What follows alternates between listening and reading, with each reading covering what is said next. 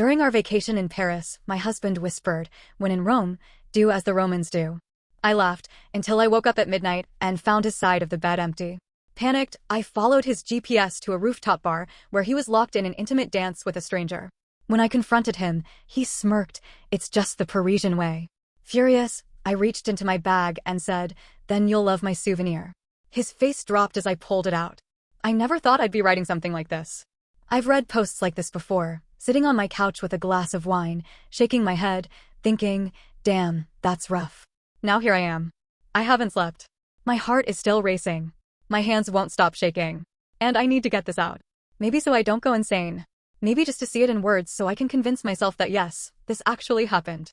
My husband and I have been together for 15 years. Married for 10. We built a life together, went through ups and downs, had fights, made up, did all the normal married people things. Somewhere along the way, things started to feel different. Not bad, just different. Routine. Comfortable in a way that felt more like habit than love. I thought a vacation would help. A break from work, from the mundane, from the stress. I planned the whole thing Paris, the city of love. I spent hours picking the perfect hotel, making dinner reservations, mapping out places I wanted to see. I was excited. I was hopeful. I wanted this to be a fresh start. The first few days were good. Maybe even great. We walked along the Seine, ate at tiny cafes, took pictures in front of landmarks like we were tourists who still had that newlywed glow. We kissed under the Eiffel Tower. He held my hand while we wandered through the streets at night, and for the first time in a long time, I felt that warmth again. The one that made me remember why I married him. Then, on the third night, we had dinner at a rooftop restaurant. Candles flickered between us, the Eiffel Tower lit up in the distance, music playing softly in the background. It was perfect. He smiled at me across the table, his eyes crinkling at the corners like they used to, and I thought, we're going to be okay. Then he leaned in and said it. "When in Rome, do as the Romans do." I laughed. It felt like something people say when they're indulging in vacation things, eating too much, drinking too much, spending too much. I didn't think anything of it. He clinked his glass against mine, took a slow sip of wine, and smiled. I should have known then. That night, I woke up and he was gone. The space next to me in bed was empty, the sheets cool to the touch. At first, I told myself not to panic. Maybe he went to the hotel bar for a drink. Maybe he couldn't sleep and went for a walk. But something in my gut twisted. I checked my phone. No messages. No missed calls. Nothing. Then I opened our shared location tracker, the one we activated before the trip for safety reasons. His stuff wasn't in the hotel. It was moving. Fast. I stared at the screen, my heartbeat hammering in my ears. He wasn't just outside. He wasn't just wandering. He was somewhere else. I got out of bed, pulled on a coat over my pajamas, and grabbed my bag. I followed the GPS. Paris at night is beautiful, but I barely saw it. My feet moved on autopilot, my mind racing through possibilities, all of them bad. The closer I got, the louder everything felt. Music, laughter, the low hum of conversations in languages I barely understood. The dots stopped moving. I stopped too. I looked up. A rooftop bar. I took the stairs 2 at a time. And there he was. Not sitting at the bar with a drink. Not staring out over the city, lost in thought. Dancing. With someone else. Not just dancing. Close. Bodies pressed together, moving in sync, their faces inches apart. His hands on their waist. Their fingers trailing over his shoulder. Slow, intimate. The kind of dancing you do when you're completely lost in the moment. The kind of dancing that means something. And he was smiling. Smiling in a way I hadn't seen in years. I couldn't move. I couldn't breathe. I felt like I was underwater, my ears ringing, my vision tunneling. Then he saw me. And he didn't look shocked. Or guilty. Or panicked. He smirked. He fucking smirked. And then he shrugged. "It's just the Parisian way," he said, like that was some kind of excuse. I don't know what I expected. An apology? An explanation? Maybe even the slightest hint of regret? I got none of that. Something inside me snapped. My fingers tightened around my bag. My breathing slowed. My mind cleared. I reached in and pulled it out. I watched his expression shift in real time, first confusion, then realization, then the slightest flicker of fear. It wasn't a weapon. It was an envelope. I threw it onto the table between us. He looked down. Didn't touch it. Inside were weeks of proof. Receipts. Screenshots. Credit card statements. Hotel bookings. The work of a private investigator I had hired before this trip, because deep down I had already known. I had known for a long time. But knowing and seeing are two different things. For a long moment, he didn't say anything. He just looked at the envelope, his jaw tightening. Then, finally, he exhaled a short laugh and looked up at me. You went through all this trouble? Babe, you could have just asked. Asked. Asked if my husband was a lying, cheating piece of shit. My hands curled into fists. My chest burned with rage so sharp I could taste it. When in Rome, right? I said, my voice eerily calm. Then I picked up my half-empty glass of wine and slowly, deliberately, poured it over his head. The whole bar went silent. For a second, nobody moved. Wine dripped down his face, soaking his shirt, staining the collar. His mouth opened slightly, his tongue darting out to taste the red liquid running down his lips. He blinked. I turned. And I walked away. I walked out of that rooftop bar, my heart pounding so hard I could hear it in my ears. My hands were shaking, my breath uneven. But I kept walking. Down the stairs. Through the streets. Away from him. I didn't know where I was going. I just needed to move. The night air was cold against my skin. My legs felt numb, my hands tight around my bag. My mind was a mess, rage, shock, heartbreak all tangled together in a choking knot. I should have left him right then and there. I should have gone back to the hotel, packed my things, and booked the first flight home. But I didn't. Because something still didn't make sense. I stopped at the corner of a quiet street, my fingers clenching and unclenching. The way he reacted, so casual, so smug. It's just the Parisian way. Like this wasn't the first time. Like he knew I already knew. Like none of this mattered to him. The weight of the envelope in my bag felt heavier now. There was something I was missing. I turned back. When I reached the rooftop bar again, I stayed in the shadows, watching. He was still there, standing at the table, his shirt stained red from the wine. He wasn't looking for me. He wasn't running after me. He was talking. To them. The stranger he had been dancing with. I hadn't really looked at them before, too blinded by my own fury to care. But now, standing unseen in the dark, I did. Something about them made my stomach tighten. They weren't just somebody. I didn't recognize them immediately, but there was something eerily familiar about their face. The way they moved. The way they leaned in close to him, their expression smug. Then it hit me. I had seen them before. Not in real life. In the pictures. The ones from the private investigator. But those pictures were old, months old. Taken in a different city. A different country. What were they doing here? My blood turned to ice. This wasn't some random vacation fling. This was planned. I pulled my phone from my bag and scrolled through the screenshots the investigator had sent me. Hotel bookings. Restaurant reservations. A pattern of cities, dates. And then, a flight itinerary. One that lined up exactly with our trip to Paris. This wasn't a coincidence. He hadn't just met them here. He had brought me here, knowing they would be here too. My vision blurred. I felt sick. I had thought I was catching him. That I had the upper hand. That I was the one pulling the strings by hiring a private investigator, gathering proof. But I wasn't. I was the fool. I was the one being played. I stepped forward, out of the shadows, my hands cold, my pulse racing. He saw me instantly. This time, he didn't smirk. He straightened, his face going still. His lover turned too, their eyebrows raising in mild surprise, like I was an unexpected guest at a party I wasn't invited to. I walked back up to the table. Neither of them said a word. I reached into my bag, pulled out the envelope, and tossed it onto the table again. You knew, I said. My voice was shaking, but I didn't care. He didn't respond. You planned this, I said, louder now, my heart slamming against my ribs. The stranger smirked. They smirked, just like he had before. You think you're so smart, don't you? They said, their voice smooth, almost amused. My stomach twisted. They weren't surprised. They weren't nervous. Because they knew too. I looked back at him, and finally, he sighed, rubbing a hand down his face. I was going to tell you, he muttered. I let out a sharp laugh, bitter and ugly. Tell me what? That I was the idiot in this little game? That I was the only one who didn't know the rules? He finally met my eyes. I needed you to see it for yourself. See what? See that I was disposable? That I was nothing but a formality, a loose end he had to tie up? You've always been so careful, the stranger said, resting their chin in their hand. So put together. So hard to break. I stared at them. At him. My husband. The man I had loved. The man I had trusted. And suddenly, it all clicked. This wasn't just an affair. This was deliberate. They wanted me to find out. They wanted to watch me shatter. My hands curled into fists. I wasn't going to give them that. I took a slow breath, forcing my face to go blank. Then I grabbed the envelope, tore it in half, and let the pieces flutter to the floor like dead leaves. His eyes widened slightly. I smiled. Enjoy your night, I said, my voice light, easy, unaffected. And then I turned on my heel and walked away. I didn't look back. But I knew. I felt it. For the first time, he was the one caught off guard. And that? That was just the beginning. I walked away without looking back, but my mind was a hurricane. They had wanted me to find out. They had been waiting for me to catch them. But why? Most affairs are about secrecy, lies, cover-ups.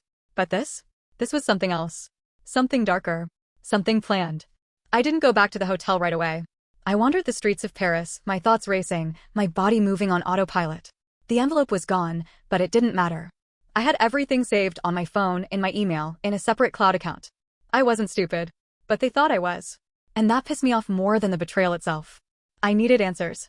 I needed to know what game I had been dragged into. Because this wasn't just cheating. This was something bigger. I sat on a bench near the Seine, staring at the water, trying to think. Then I remembered something. Before we left for Paris, his behavior had changed. Not just in the distant, distracted way that I had chalked up to relationship fatigue. He had started being careful. Not sneaky. Not obvious. Just careful. Password protecting things he never used to. Making hushed phone calls when he thought I wasn't paying attention. Asking me casual questions about my schedule, when I'd be home, what my plans were. At the time, I thought it was about the affair. That he was covering his tracks. But now, I wasn't sure. This wasn't just about hiding something from me. This was about leading me somewhere. And the moment I realized that, my stomach dropped. I pulled out my phone and scrolled back through my screenshots, my emails, the investigators' reports, looking for anything I had missed. Then I found it. A credit card charge from 3 weeks ago. A hotel reservation under his name. Not in Paris. In London. And booked for 2 rooms. One under his name. The other under mine. Except I had never been there. The hairs on the back of my neck rose. I checked the date again. The reservation had been made before we even talked about this trip. Before I suggested Paris. Before I even suspected anything. So why the hell had he booked me a room in another country? And why hadn't I known? I scrolled through my email inbox, searching for anything related to London. Then I saw it, an email buried under junk mail, unread.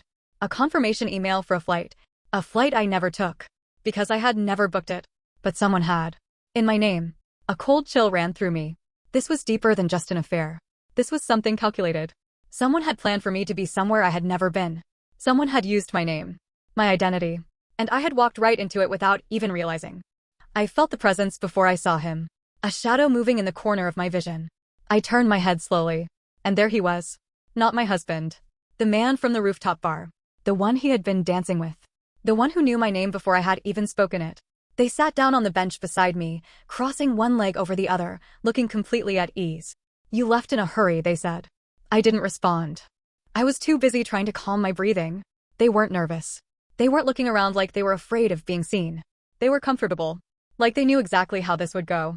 Like they owned the situation. Like I was just a piece of the puzzle. What do you want? I asked, my voice steady. They smiled. I think the real question is, what do you want? I clenched my fists in my lap. I want the truth.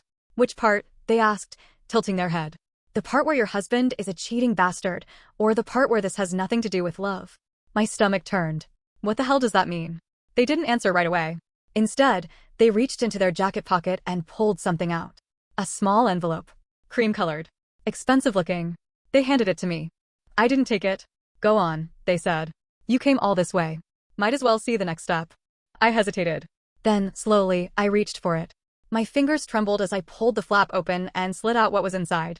It was a photograph. And when I saw it, my blood ran cold. Because it was me. Not from this trip. Not from Paris. From months ago. Me at home. Me at work. Me at the grocery store. Pictures taken from a distance. Candid. Unposed. And not just one. A whole stack of them. I flipped through them, my breath catching. I wasn't alone in any of them. And in every single one. There was a man in the background. Not my husband. Someone else. The same man. Again and again. Watching me. Following me. A man I had never noticed before. But now that I was looking, I realized. I had seen him before. And I had no idea why. I stared at the photographs in my hands, my breath coming in short, shallow bursts. My fingers were ice. My stomach twisted itself into knots so tight I thought I might throw up. There I was, captured in grainy, distant shots, living my life like nothing was wrong. Because at the time, nothing had been wrong. But someone had been watching me. And not just anyone. The same man. Over and over again. The man I had never noticed. But now? Now that I was looking, now that my eyes were open, I did recognize him. Not his face. But his presence. A feeling. A flicker in my memory, like a half-forgotten dream. I had seen him before. I had felt him before. A shadow in the grocery store. A figure lingering near the cafe I stopped at every morning. A man standing just a little too close at the airport. Always there. Always near. Watching. I lifted my eyes to the person sitting next to me, the stranger from the rooftop bar. The person my husband had been dancing with. They were watching me, their expression unreadable, their body still, like they were waiting for me to understand. Who took these? I whispered. They smiled. Not cruelly. Not mockingly. Just, patiently. You already know the answer. My mouth was dry. Him? I croaked. Him, they confirmed. My stomach dropped. Why? They tilted their head, studying me like I was a particularly interesting puzzle piece. Because you were supposed to be in London. My blood turned to ice. I looked back down at the pictures. My own face stared back at me. Me unaware. Me unguarded. I don't understand, I whispered. The stranger exhaled, almost like they were disappointed. You think this is just an affair, they said, shaking their head. You think this is about Paris? My pulse hammered. Then what the hell is this about?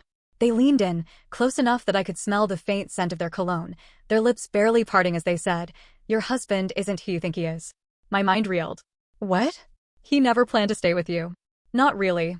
He was setting you up. The world tilted. For what? I choked out. The stranger smirked. For himself. I stood up so fast my vision swam. The streets of Paris blurred around me. You're lying, I said, shaking my head. Am I? They didn't sound offended. They sounded amused. Ask yourself, love, they murmured, leaning back on the bench. Why would he book you a room in London for a trip you never planned to take? Why did he make sure you'd come to Paris at the exact time and place he wanted you to catch him? Why was someone following you months before you even knew something was wrong? My hands clenched into fists. What the hell are you saying? I'm saying, they said, standing slowly, adjusting their coat, that you weren't meant to find anything. You were meant to run. I swallowed hard. Run from what? They smiled again, but this time, there was something almost sympathetic in their eyes. From him. And then they walked away, leaving me there. Alone. I don't remember going back to the hotel. I don't remember taking the stairs up to our room, or swiping the keycard, or stepping inside. All I remember is standing there, frozen, staring at him. My husband. Sitting on the bed. Waiting for me. You came back, he said, his voice even. Calm. Like he had expected me to run. Like he had wanted me to. The air in the room was heavy. Too still. I took a step inside, my heart pounding. Tell me the truth, I said. He looked at me. His eyes were unreadable. You don't want the truth. Yes, I do. A long silence stretched between us. Then I needed you gone. The room swayed beneath my feet. What? His jaw tightened. I needed you gone, he repeated. Out of the country. Out of the way. My throat closed. Why? A pause. A heartbeat. Then, because you were never supposed to come back. A cold, terrible realization settled over me. He had set this up. Not just the affair. Not just Paris. All of it. You tried to make me leave, I whispered. His expression didn't change. I made it easy. So I'd go to London? Yes. And then what? He didn't answer. That was answer enough. My breath caught. Who was the man in the pictures? He didn't flinch. Didn't move. You tell me. I remembered the way he had been watching me. The way he was always there. The way he was always close. A private investigator? I asked, voice shaking. My husband exhaled. Not quite. And that was when I knew. Whoever had been watching me, following me, keeping track of where I went, what I did. They weren't hired by me. They were hired by him. My mouth went dry. What did you do? His eyes flickered, just for a second. Then, finally, he spoke. I took something that wasn't mine. I felt like I couldn't breathe, and they want it back. I was shaking now. Who? He didn't answer. Instead, he reached into his pocket and pulled out another envelope. Open it. I didn't. Open it, he repeated, his voice sharp. I took it. My hands fumbled with the flap. My fingers pulled out the papers inside. A death certificate. My name on it. Date of death, tomorrow. I dropped it. The paper fluttered to the floor. I stumbled backward. You set me up. He didn't say anything. He didn't have to. Because I knew. I had walked into a trap. One I was never supposed to walk out of. I turned and ran. Ran past the bed, past the door, into the hall, my breath coming in ragged gasps. My heart was slamming against my ribs. I could hear him behind me. Moving. Following. I didn't stop. I didn't look back. I had spent this entire trip thinking I was the one uncovering the truth. But the truth had been waiting for me. And now? Now I was running for my life.